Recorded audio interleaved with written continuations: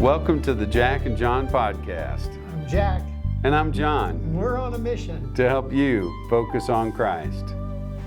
Well, Jack, I'm so in love with this thing with the book of Mark. And, Jesus is establishing his authority and he's laying it down and he's getting ready. I mean, the big events are coming up. Yeah. So, we're in Mark chapter 11, getting ready for verse 27, and I'll be reading from the New Living Translation, and that's where we're starting out. So we're going to read through this last little section of Mark 11, and then we're just going to chew on it for a minute. So get yourselves ready. Here we go. Again, they entered Jerusalem. As Jesus was walking through the temple area, and he's a brave guy. Because think what he just did the day before. They purged the temple. So as Jesus is walking through the temple area, the leading priests, the teachers of the religious law, and the elders came up to him. They demanded, "By what authority are you doing all these things? Who gave you the right to do them?" "I'll tell you by what authority I do these things if you answer one question." Jesus replied, "Did John's authority to baptize come from heaven, or was it merely human? Answer me."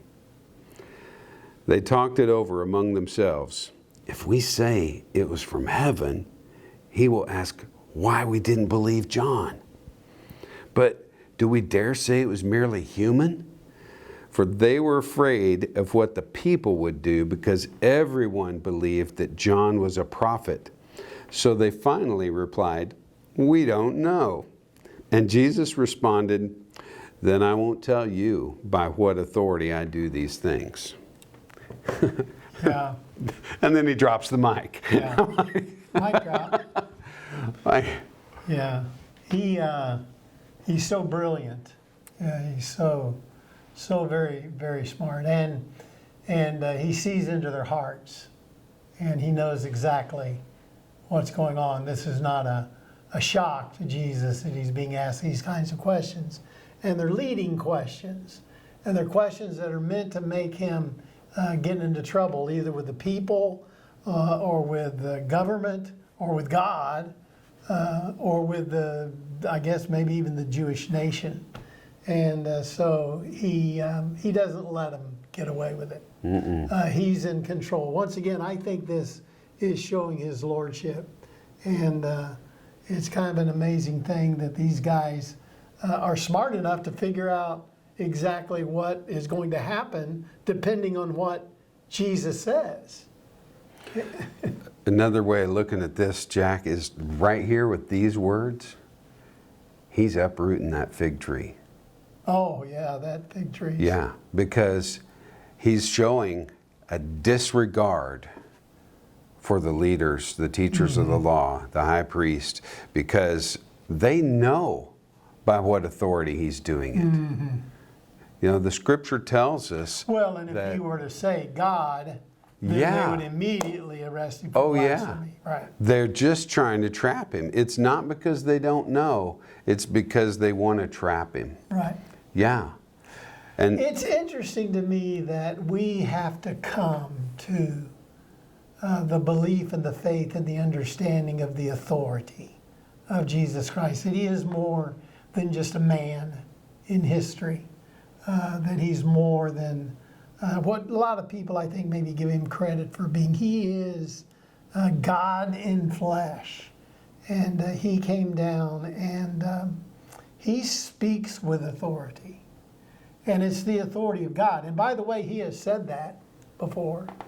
I mean, before they are asking this question, he said that he speaks, "I say what my Father has told me to say." I mean, he very much is in one and in union and in communion with God the Father. And these guys ain't. Right. Jesus is still asking the question, who do men say that I am? And you still have to come to that in your heart. Yeah. Who do you say I am? You've heard you've heard people say that Jesus is either Lord, lunatic, or liar. Okay? And C.S. Lewis is basically credited with those words because he's the one that wrote it down and repeated it and, you know, sold millions of books with it in there, which is great.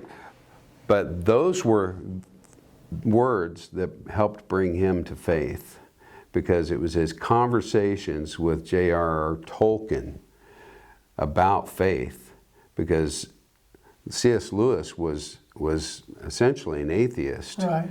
And but he had this ongoing relationship with these other men who were Christian. And what's the name of that movie? The Most Reluctant Convert, I think, something like that. Anyway, you can just Google the C.S. Lewis movie. If you've not seen that story, I really encourage you to watch it, because everybody has to come to terms with this at some point, because Jesus is the fork in the road. He's the crux of the matter, literally, that comes from the word crucifixion, which also comes from the same word where we get the word cross. He's the cross in the road. He's the place where you got to make a decision about what you do with him. Just like Pilate said, what shall I do with this man? And you have to eliminate that he's just a good teacher. Yeah. He can't just be a good teacher. Because he's either crazy. Because he said he was God, and if he's not God, then he's crazy, right? Right. Or if he's not God, then he's a liar. Right. If he's God, then you need to deal with it. Yeah. He's Lord. Pretty heavy stuff. Yeah. Pretty heavy stuff. So, well, let's move on here to Mark chapter 12, okay? Then Jesus began teaching them with stories. A man planted a vineyard. He built a wall around it, dug a pit for pressing out the grape juice, and built a lookout tower. Then he leased the vineyard to tenant farmers and moved to another country. At the time of the grape harvest, he sent one of his servants to collect his share of the crop. But the farmers grabbed the servant, beat him up, and sent him back empty-handed. The owner then sent another servant, but they insulted him and beat him over the head. The next servant he sent was killed. Others he sent were either beaten or killed, until there was only one left, his son, whom he dearly loved. The owner finally sent him, thinking, surely they will respect my son. But the tenant farmers said to one another, here comes the heir to this estate. Let's kill him and get the estate for ourselves. So they grabbed him and murdered him and threw his body out of the vineyard. I'm going to stop right there for a second, Jack. Because where is he when he's telling this story? Well, we left him at the temple. He's still in the temple. Yeah. And who's he talking to? Well, he's still mainly talking to the elders and the scribes and the Pharisees and those guys. Yeah, absolutely. Now, do you think they're grasping what he's saying when he's telling this? The Bible actually says they do. Yeah. They really do. Well, let me go back earlier and just kind of explain something that I kind of understand is that, first of all, Jesus kind of has earned the right to do some teaching now. Oh, yeah. Okay. We don't know. We don't know, but I mean, they didn't know, so now he's got the right to do some teaching. He's like, here it comes, guys. It's interesting because he says that he taught them many parables. Right. But John just includes the one. Yeah. And what you have to see here is the beginning of the parables was to separate disciples from unbelievers. That was the purpose of the parables. Now he's aiming at his enemies, and he's separating the crowd from the enemies of God. And this parable, very importantly, you have to see that there is a sacred trust that's given. And the sacred trust is between the landowner and the tenants. So what I'm saying is that the landowner has to trust these guys to work his land and then be fair to give him a portion of the yield. And you see what they did. They didn't quite Right. live up to the sacred trust. They broke the sacred trust. But what's the cast of the parable here? Who's the owner? Well, God is the owner. So who is the vineyard? What is the vineyard? I see the vineyard as his kingdom. Okay, so who are then the tenants? The tenants are the religious leaders and the people that he has set up to work his kingdom. Exactly. So then who are the servants that are sent from God to... Well, I see that as the prophets that have gone before. And then who's the son? There you go. All right. Yeah. I'm like, and these guys, you know, I'm so glad that I was not a Pharisee, because I think I'd have been glad I was wearing a robe, because, you know, I think I would have had a little warm trickle going down my leg or something when he's talking. Because I'm like, so you can hide yourself. well, yeah, that too. But it's like when he's saying this stuff, you got to know he's talking to you. I mean, you're one of the teachers of the law, and you know the history. You know what's happened to the prophets that have gone before and what your ancestors did to them. Oh, my goodness. You know, how long would it have taken, do you think, for a man to plant a vineyard, put a fence around it, dig a pit for the wine press, build a tower?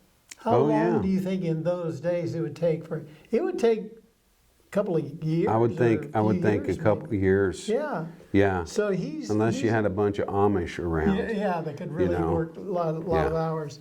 But so he's worked this land, and he's worked it for a long time, and then he leases it to these tenants, and hoping for a profit. And for heaven's sakes, what happens is they don't back up the trust, and the trust is then perverted. Yeah. Because they don't live up to the agreement, to the trust. So the trust is perverted. What's he saying to the house of Israel? Yeah, your focus is in the wrong place. Yeah, you perverted the trust that I gave to you. All right, let's read on here just a little bit more. So, then Jesus is getting ready for the punchline. What do you suppose the owner of the vineyard will do? Jesus asked. He doesn't wait for them to say a word. You notice that? He says, I'll tell you. He will come and kill those farmers and lease the vineyard to others. Okay, if they weren't already wetting themselves, now they gotta be. It's like, oh my goodness. Didn't you ever read this in the scriptures? The stone that the builders rejected has now become the cornerstone. This is the Lord's doing, and it is wonderful to see. The religious leaders wanted to arrest Jesus because they realized he was telling the story against them. They were the wicked farmers, but they were afraid of the crowd, so they left him and went away. You know, it's interesting when you look at this parable, because what happens is, as he tells the parable, it's kind of happened. It's like in the past, until he sends the Son. And as he's speaking this parable and saying, and then the landowner sent his son, guess who's talking to him? The Son of God. So this became a present day situation now. And what are they going to do? Yeah. What are they going to do with the Son? Recognizing that that's exactly who God's talking to, is them. They're going to do the very thing that Jesus told them in the parable. And going to have the curse placed upon them, and then salvation is going to be offered to the Gentiles and to all people. So they are fulfilling in present time this parable that Jesus is telling them right there, that very moment. I just think that's kind of an amazing thing, that these men could have such hard hearts, such tremendously hard hearts. But it's mind-boggling, you know. It's mind-boggling. The other thing too, I have to wonder, did some of them just believe they were too far gone? And I don't know. Maybe they thought, because they were so entrenched in the law and believing that their salvation came from themselves, maybe they thought this is something God can't forgive. I'm not trying to say that's what it was. I'm just wondering. But well, and you think if the Son is coming, okay, maybe the Father's dead. Maybe the landowner's dead, so the Son's now coming to pick it up. I don't know. I mean, that kind of has that feeling in it. But God is not dead. No, not at all. And God is still in 100% control. And when he says this, the stone the builders rejected, the capstone or the cornerstone is the most needed stone in the building or in the arch of a capstone. It would be putting triangular rocks together to start an arch to go up and go inside. The capstone would be that you would take that triangular stone, turn it the other way around, put it at the top. It solidifies the whole arch. Right. And it holds the arch together. So the capstone or the cornerstone of the building is the foundation of the building, that without that, then the building collapses. So this is who Jesus is, and they're stumbling over him. Oh yeah. They're lost at this point and don't know what to do. So I think we've got too much to tackle with the next little part. So I think this is a good place for us to wrap it up. Or is it? Should we keep going? No, that's fine. I mean, people probably want a short one.